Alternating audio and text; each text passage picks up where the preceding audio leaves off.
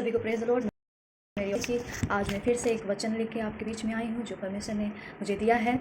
हम लोग कुछ युद्धों के बारे में देखेंगे, वो युद्ध के बारे में नहीं जो अभी चल रही है। हम लोग उसके लिए प्रार्थना कर रहे हैं, मैं भी प्रार्थना कर रही हूँ और हम सभी लोग को प्रार्थना करने की ज़रूरत है कि जो हमारे बीच में इंडिया और पाकिस्तान के बीच में जो युद्ध हो रहा है, परमेश्वर इनको रोके, इनको नियंत्रण करें। सभी लोग के बीच में एक दूसरे के लिए प्रेम की भावना हो, एक दूसरे के लिए प्रेम जाग जाए और हर एक लोग एक दूसरे से जो क्रोध कर रहे, ईर्ष्या कर रहे, लड़ रहे, झगड़ रहे हैं, वो सारे उनके मनों को बदल दे परमेश्वर। और इस देश में हमारे जो पूरे यहाँ पे अलग अलग लोग पाए जाते हैं, हम सारे लोग भाई बहन हैं, एक दूसरे को हम लोग मिल के हम खुशी और आनंद के साथ रहें। हम लोग इस सब चीज़ के लिए हम लोग प्रार्थना करें।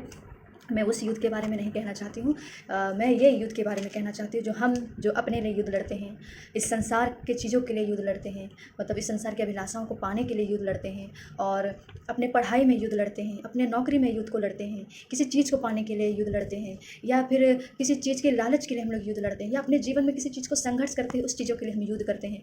हम लोग हर तरह तरह के लाइफ में हम लोग अगर देखेंगे संसार में जो युद्ध हम लोग लड़ते हैं, जैसे बहुत सारे ऐसे अगर कहा जाए तो कोई किसी को पाने के लिए युद्ध लड़ता है, अगर कोई नौकरी के लिए युद्ध लड़ता है, कोई छोकरी के लिए, कोई घर के लिए, कोई ज़मीन के लिए, कोई इज्जत पाने के लिए, कोई इंपॉर्टेंस पाने के लिए, कोई किसी की नज़र में अच्छा दिखने के लिए युद्धों को लड़ता है। तो मैं ये युद्ध के बारे में बताना चाहती हूँ कि ये युद्ध लड़के आपको क्या फ़ायदा है। आप सब चीज़ को पा लेंगे और अगर आप अपने आप को ही खो देंगे तो क्या फ़ायदा होगा। जैसे अगर हम देखते हैं कोई प्रेमिका है, अपने प्रेमी को पाने के लिए अपने घर वालों से लड़ती है, या कोई लड़के अपना प्यार को पाने के लिए अपने माँ बाप से लड़ते हैं, घर छोड़ के चले जाते हैं वो 2 दिन का प्यार के लिए। कोई बहुत सारे लोग नौकरी को लेकर डिप्रेशन हो जाते हैं और सुसाइड कर लेते हैं।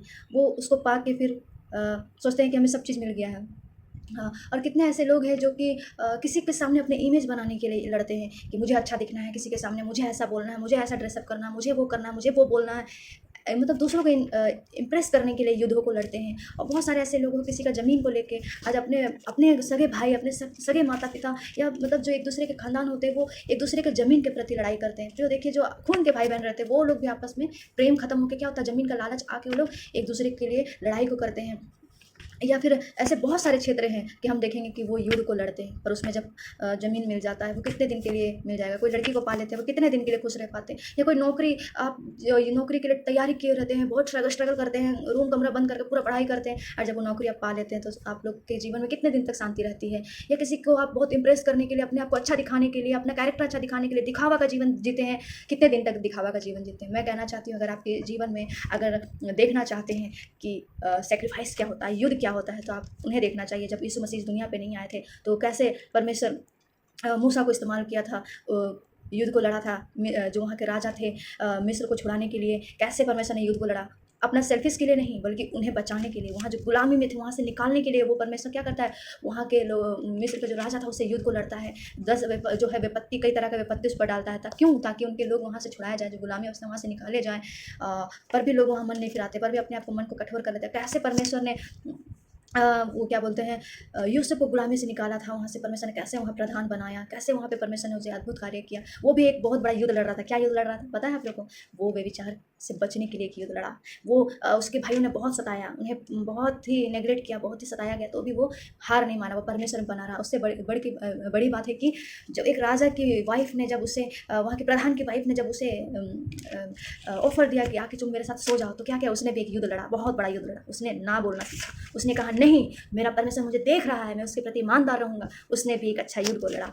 और एलिया जो बहुत तरह के लोगों को परमेश्वर के बारे में, जैसे कि वो औरत के घर में परमेश्वर का अद्भुत कार्य को किया। क्यों? क्योंकि उसके घर में वो परमेश्वर के बारे में ऐसे कर्म को दिखाना चाहता था। परमेश्वर उनके जीवन के द्वारा उनको बताना चाहता था कि परमेश्वर तुम्हारे दुखों को देखने वाला है। वो युद्धों को परमेश्वर ने एलिया के द्वारा दिखाया। और हम देखेंगे कि कैसे नूह को परमेश्वर ने इस्तेमाल किया। इस सारे संसार में पहले जब बारिश आने वाला था, सबको बोला गया कि इस नाव पर आ जाओ, बारिश आने वाली, पर किसी ने उस पर भरोसा नहीं किया, किसी ने नहीं। पर नूह क्या उसके पूरे फैमिली जब वहाँ चली गई, और 40 दिन और 40 रात जब बारिश हुई तो लोग नाश हो गए। तो परमेश्वर हमारे युद्ध को लड़ता है, किसको? हमारे लिए, हमें पाने के लिए। क्यों? क्योंकि वो हमसे इतना प्यार करता है। प्रिय वचन में अगर हम आगे देखेंगे तो मैं कहना चाहती हूँ, इस संसार के लोग जमीन के लिए लड़ते हैं, नौकरी के लिए लड़ते हैं, प्यार पाने के लिए लड़ते हैं, किसी को अच्छे दिखने के लिए लड़ते हैं, किसी को जलाने के लिए लड़ते हैं, किसी को नीचा गिराने के लिए लड़ते हैं, किसी का कैरेक्टर खराब करने के लिए लड़ते हैं। पर परमेश्वर हमारा ऐसा नहीं है। परमेश्वर हमारे लिए लड़ा, हमारे आत्मा को बचाने के लिए। हम आगे वचन में देखेंगे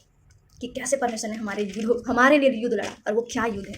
हम लोग देखते हैं, निकालेंगे यूहन्ना 3:16 में, जैसे सबको ये वचन जानते हैं, क्योंकि परमेश्वर ने जगत से ऐसा प्रेम किया कि उसने अपना एक लौता पुत्र दे दिया, ताकि जो कोई उस पर विश्वास करे वह नाश ना हो परंतु आनंद जीवन पाए।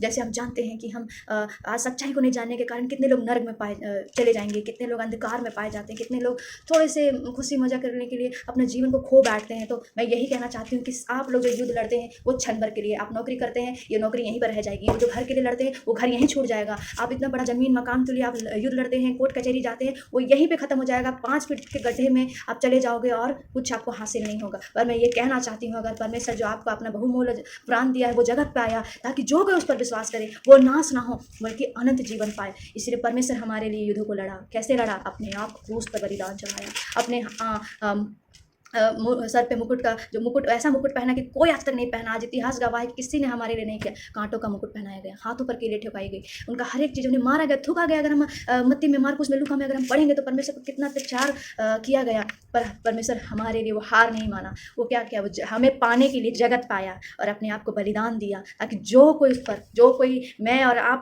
सिर्फ क्रिश्चियन या फिर कोई पर्टिकुलर जो जन्म से ही मसीह में वो लोगों के लिए नहीं, हम हर एक लोगों के लिए आया, हर एक मानव जाति के लिए आया, हर एक धर्म के लोगों के लिए आया, हर एक जवानों के लिए आया, हर एक बुजुर्गों के लिए आया, हर एक माँ बाप के लिए आया, हर एक जो ऐसे है जो तुझ है, गरीब है, ना ही अमीर के लिए नहीं बल्कि सारे मानव जाति के लिए हमारा परमेश्वर आया। क्यों? क्योंकि हम अनंत जीवन पाए। जब हम मर जाएं तो हमारा आत्मा हमारा परमेश्वर को वहाँ पे हम आराधना कर सके, हमारी आत्मा गवाही दे सके कि हम अच्छे काम करके यहाँ से गए हैं, हम प्रभु की सेवा करते थे, हम प्रभु के वचनों पर चलते थे, हम आदर्श थे, हम अपना जीवन प्रभु के लिए निछावर करने वाले थे।